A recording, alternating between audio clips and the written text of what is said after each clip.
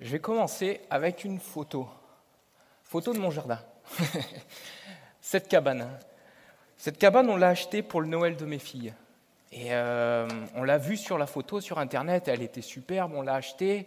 Et on est livré le 22 décembre. Et là, quand je vois le livreur arriver, je suis un peu en panique. Je m'attendais à ce que la cabane soit aux 3/4 montée.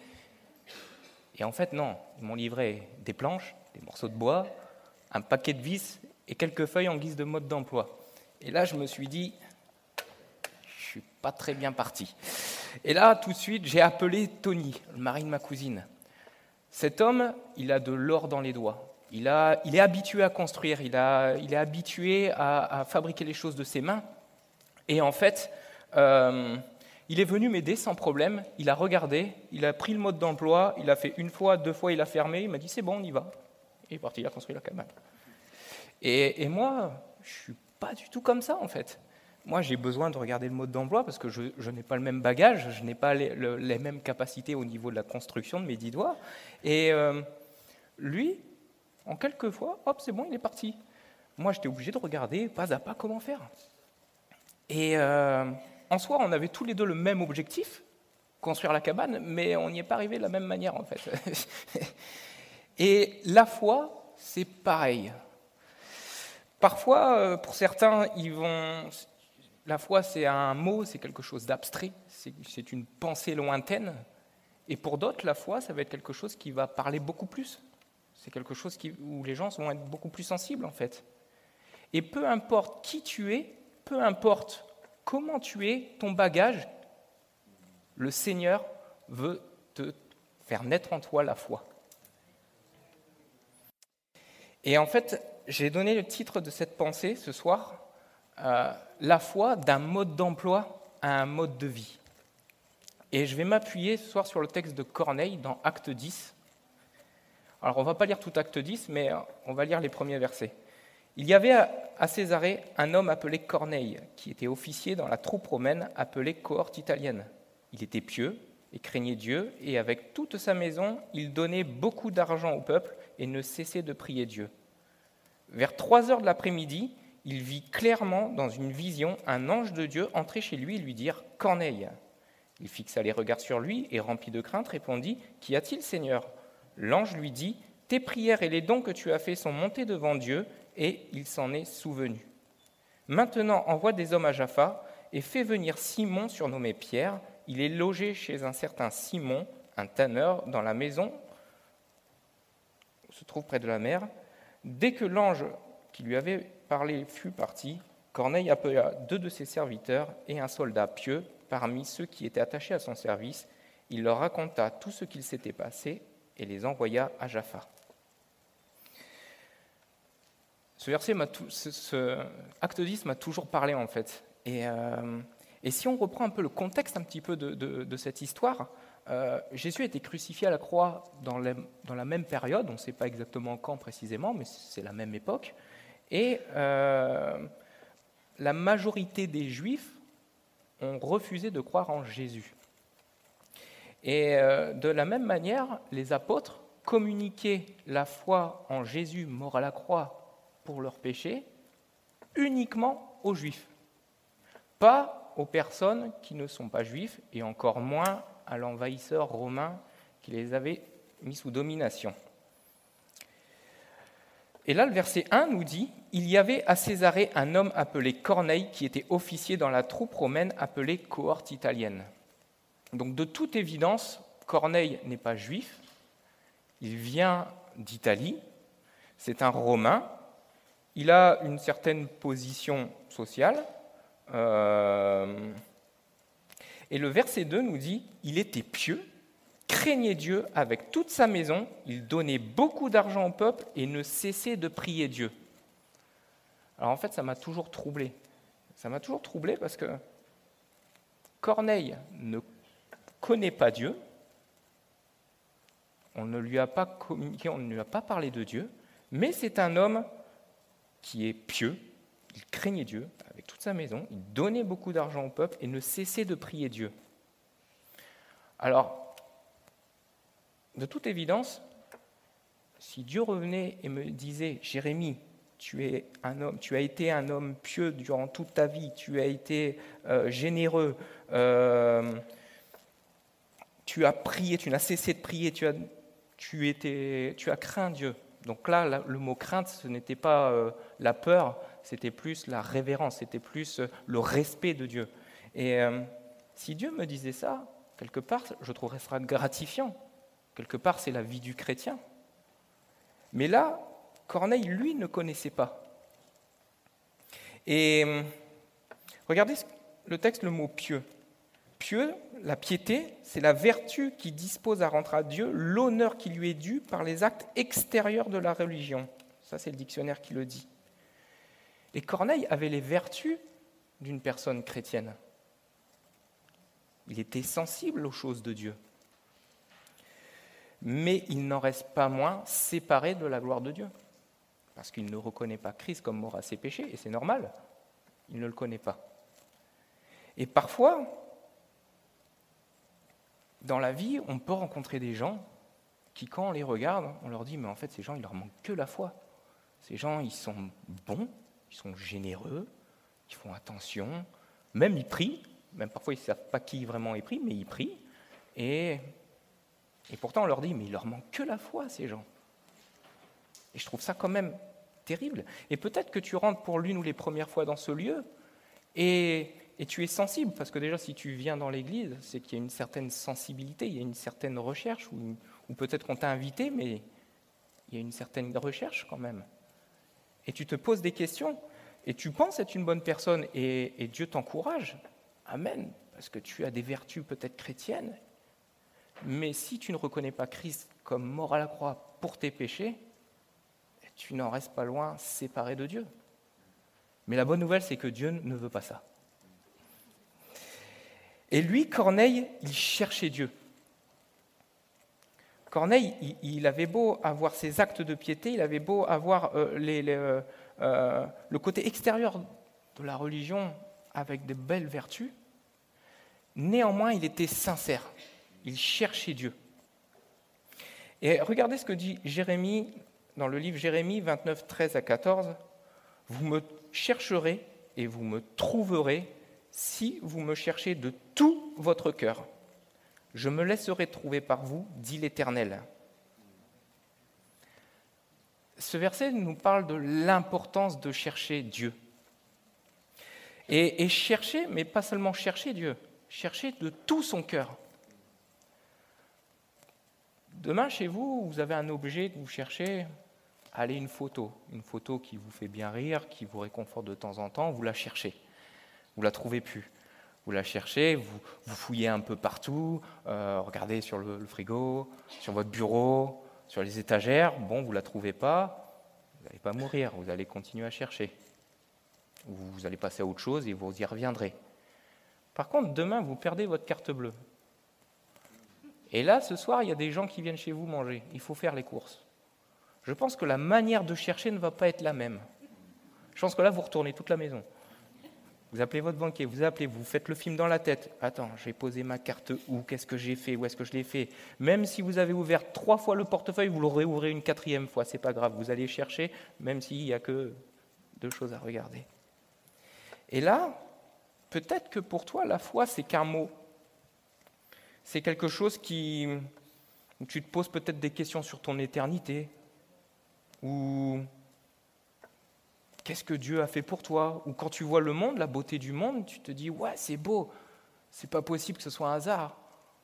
Mais bon, tu es quand même préoccupé par des choses qui te paraissent plus importantes dans ta vie à ce moment-là. Et c'est qu'une question où tu te poses des questions, tu cherches, mais sans plus. Mais là, Dieu nous parle vraiment dans ce verset de chercher de tout ton cœur, de toutes tes pensées. C'est quelque chose qui te préoccupe. Mais tu te préoccupes en le cherchant, en fait. Tu cherches. Mais ça veut dire quoi, chercher Dieu, en fait? Concrètement, chercher Dieu, c'est quoi? Comment peut-on chercher Dieu? On peut le chercher à travers sa parole. Il nous a donné la Bible, sa parole. Il n'y a pas un seul mot, une seule virgule qu'on peut enlever, parce que tout est inspiré par Dieu. C'est sa parole. Et Dieu a mis ce livre pour qu'il traverse tous les âges et qu'il puisse parler à n'importe qui, peu importe l'époque. Il veut encore parler aujourd'hui. Il veut parler à nos cœurs. À travers la prière. La prière, ce n'est pas juste déballer tout ce qu'on a à dire. Merci, au revoir, je passe à la chose suivante. C'est une communion. Une communion, c'est un échange. Ce n'est pas juste je parle et c'est tout. Mais Dieu parle, alors soyons pragmatiques, il y a peu de chances qu'il parle comme on pourrait parler entre deux êtres humains, mais Dieu peut parler à travers sa parole, peut déposer une pensée dans nos cœurs. Il peut déposer une réflexion, se rappeler de certaines choses qu'on nous avait dit à l'époque, et des choses qui résonnent un peu différemment en nous. Dieu peut parler aussi de cette manière. La communion fraternelle entre frères et sœurs, ici, à l'Église. On peut avoir des personnes de confiance, des personnes qu'on voit, et des personnes qui nous encouragent, des personnes qui peuvent être des exemples, où on peut s'encourager l'un l'autre. Mais il y a aussi une notion, c'est que là, Corneille, il a persévéré. Il n'a pas juste cherché, fait les choses, et puis, je m'arrête. Non, Dieu, verset 3, nous dit que Dieu s'en est souvenu. Ça veut dire qu'il y a eu une notion, où il y a eu une durée, en fait. Et pourquoi Dieu se révèle à Corneille à ce moment-là et pas avant? Pourquoi il s'est révélé à Dieu à ce moment précis, alors qu'il était déjà pieux avant, il était déjà généreux, il avait déjà des vertus chrétiennes? Pourquoi maintenant? Tout simplement parce que Corneille était prêt. Mais prêt, ça veut dire qu'il a persévéré dans ses recherches, mais Dieu a su travailler le cœur de Corneille, travailler ses pensées, ses raisonnements. Parfois, on peut être braqué sur une idée. Non, c'est comme ça, c'est pas autrement. Et puis parfois, on se rend compte qu'avec les années, on se met à penser peut-être un peu différemment. Les expériences de la vie font que, à travers cette persévérance dans la recherche, Dieu a pu travailler son cœur, ses pensées, sans même savoir que c'était Dieu. Dieu aime. Et il voulait avoir ce rendez-vous avec Corneille. Et il a préparé son cœur pour qu'il soit prêt à recevoir le message du salut. Acte 11 le dit très bien. Pierre te dira le message pour lequel tu seras sauvé. Acte 11, verset 14. Et en fait, ça prouve bien que ce ne sont pas ces actes, on l'a entendu dans les témoignages, ce n'est pas les actes qui font que Corneille va être sauvé. C'est, tu as persévéré, tu as cherché, Dieu va se révéler à toi. Dieu va se révéler à toi. Dieu veut se montrer à toi. Et Dieu va se révéler à Corneille par l'intermédiaire de Pierre.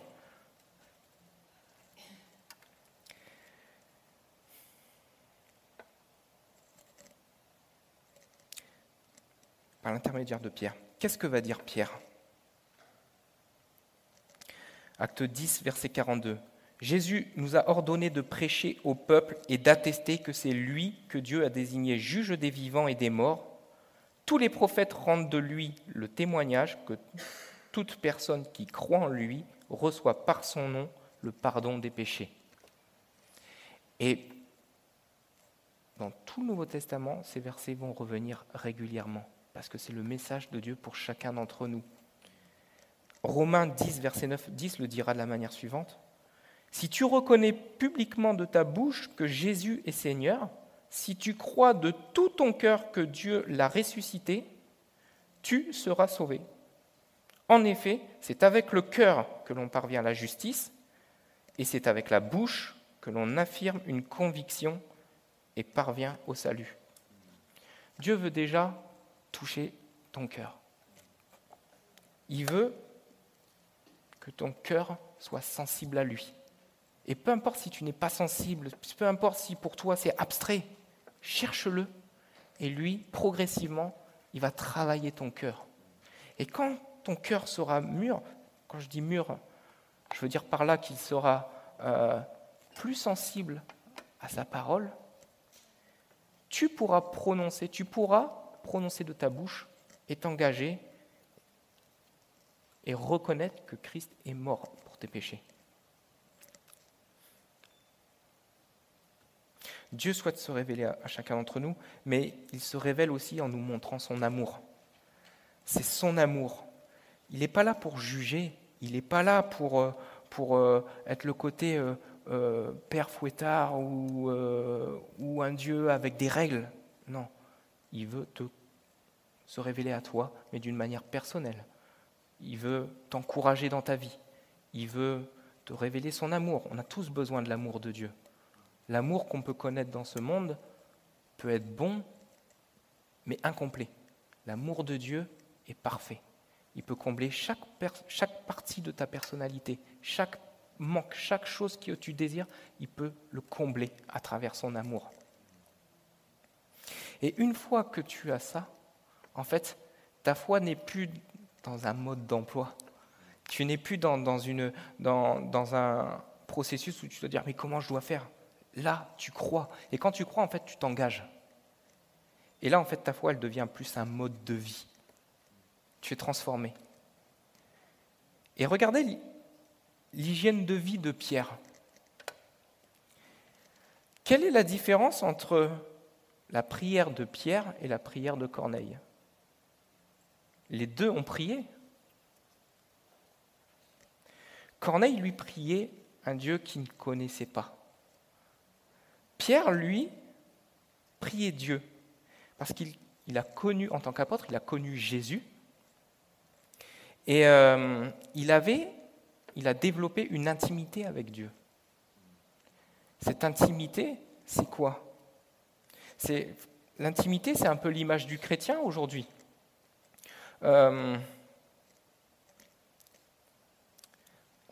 Le Seigneur désire ardemment partager une intimité avec nous, comme Pierre l'avait avec Dieu. Ce n'est pas réservé aux apôtres, c'est réservé à chacun d'entre nous. Il veut avoir cette intimité avec nous. Mais c'est quoi? À quoi elle sert cette intimité?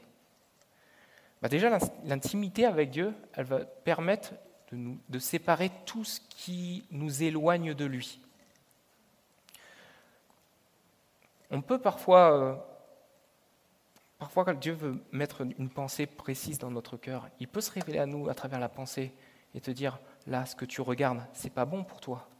Là, tes fréquentations, elles sont pas bonnes.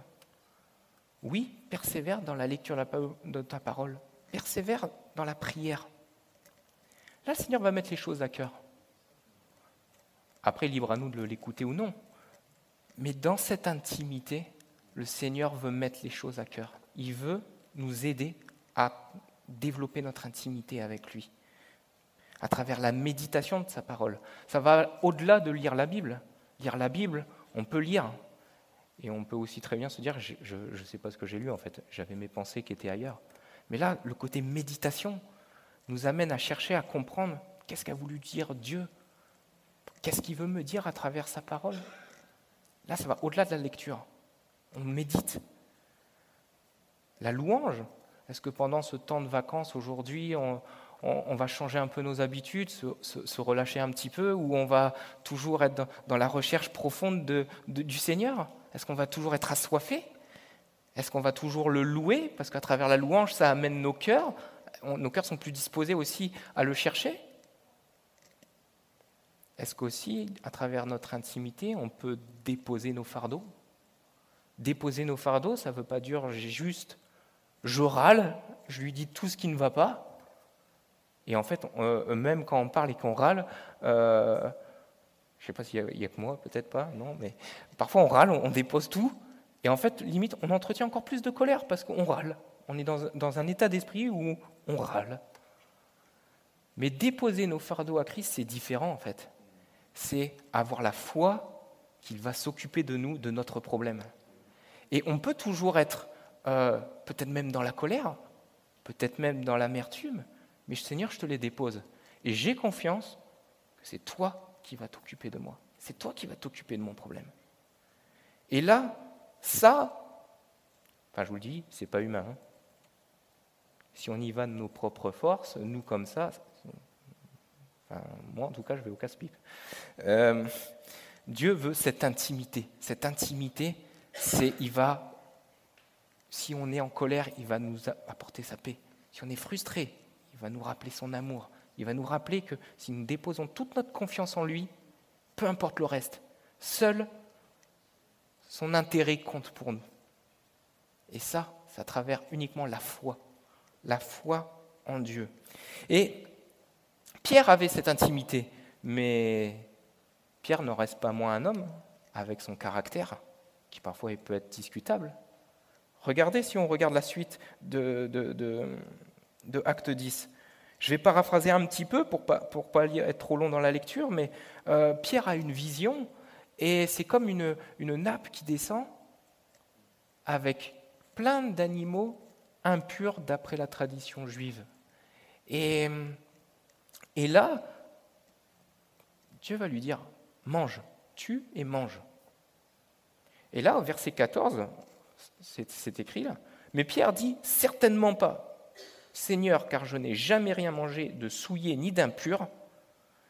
À nouveau, pour la deuxième fois, la voix lui parla, ce que Dieu a déclaré pur, toi ne le considères pas comme impur. Cela se produisit 3 fois et aussitôt après, l'objet disparut dans le ciel. Pierre avait cette intimité avec Dieu. Il a été apôtre de Jésus. Il a vécu avec Jésus. C'est l'homme qui a marché sur l'eau. Juste ça, par la grâce de Dieu. Juste avant le passage d'Acte 10, là, ce qu'on est en train de regarder, il a guéri un paralysé qui était paralysé depuis 8 ans. C'était quand même un homme qui faisait des miracles par la grâce de Dieu. Il vivait la grâce de Dieu. Il y avait une connexion toute particulière avec Dieu. Et Pierre lui dit, certainement pas. Je le refais avec le rêve aujourd'hui, c'est « mais tu rêves là, jamais de la vie je fais ça ». Mais pourquoi Pierre a répondu comme ça ? Pierre était juif, et on lui a rabâché toute sa vie, c'est la tradition juive, que les animaux là, ils sont impurs, on ne les mange pas. Et là, comment a réagi Dieu ? Avec amour, avec patience, il a répété une deuxième fois. Une troisième fois. Il n'a pas crié, juste sa parole suffit. Quand Dieu parle, il n'y a pas besoin d'élever la voix. Il parle, on sait très bien. Et Dieu est patient. Et Pierre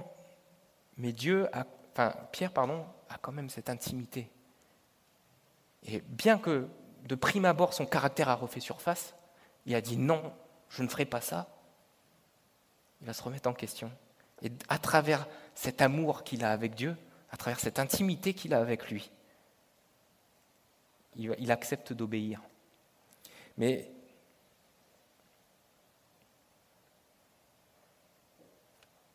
est-ce que nous, on est aussi sensibles que ça aussi ? Est-ce qu'on est toujours sensible ? Comme Pierre.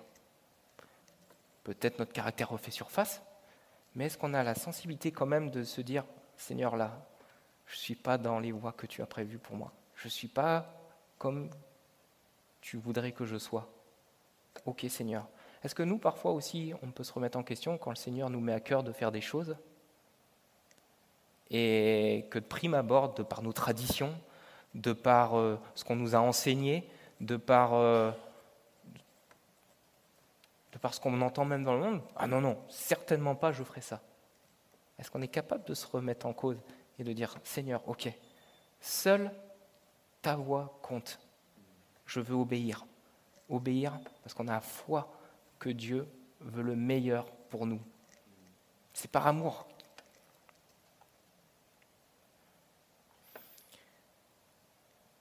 Et Pierre, qu'est-ce qui s'est passé après Pierre ? Quand on regarde le caractère de Pierre après, regarde ce qu'il est marqué. Pierre comprend après que c'est surtout pour aller témoigner à Corneille, qui était un non-juif, et que Dieu lui avait dit « Vas-y sans hésiter, va avec les personnes qui vont se présenter à ta porte, et tu vas témoigner le message du salut à Corneille. » Mais si Dieu ne lui avait pas montré cette vision, il aurait considéré les païens, les non-juifs, comme impurs. Et il aurait dit « Certainement pas, Jamais on va se mélanger, jamais on va les côtoyer. Et là, au verset 25, donc Pierre les suit. Lorsque Pierre entra, Corneille, qui était venu à sa rencontre, Corneille se jeta à ses pieds et se prosterna. Mais Pierre le releva en disant « Lève-toi, moi aussi je suis un être humain ». Là, Pierre a cette humilité de se mettre au même niveau que Corneille. Pas parce qu'il est supérieur, mais parce que dans leur réflexion, dans leur tradition, eux étaient détenteurs de la vérité et ils n'avaient pas à la communiquer aux autres. Et il aurait pu aussi s'enorgueillir de dire écoute, j'ai la connaissance, j'ai la vérité, donc écoute-moi. Enfin, il n'est pas arrivé avec ses gros sabots, il est arrivé en toute humilité et il s'est mis au même niveau. Ça nous montre aussi le caractère que Pierre s'est remis en cause et Pierre adopte le caractère de Christ.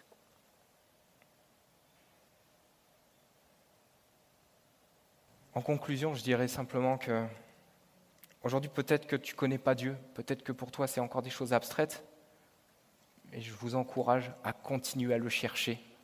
Et à travers votre recherche, Dieu va travailler vos cœurs et se révéler à vous. Il va vous communiquer son amour, un amour parfait, un amour qui est fidèle. Et quand tu seras persuadé, reconnais-le à haute voix que tu es Christ. Engage-toi avec lui. On ne peut pas stagner avec Dieu. On avance. Si on n'avance pas, on recule. On ne peut pas rester à la même position.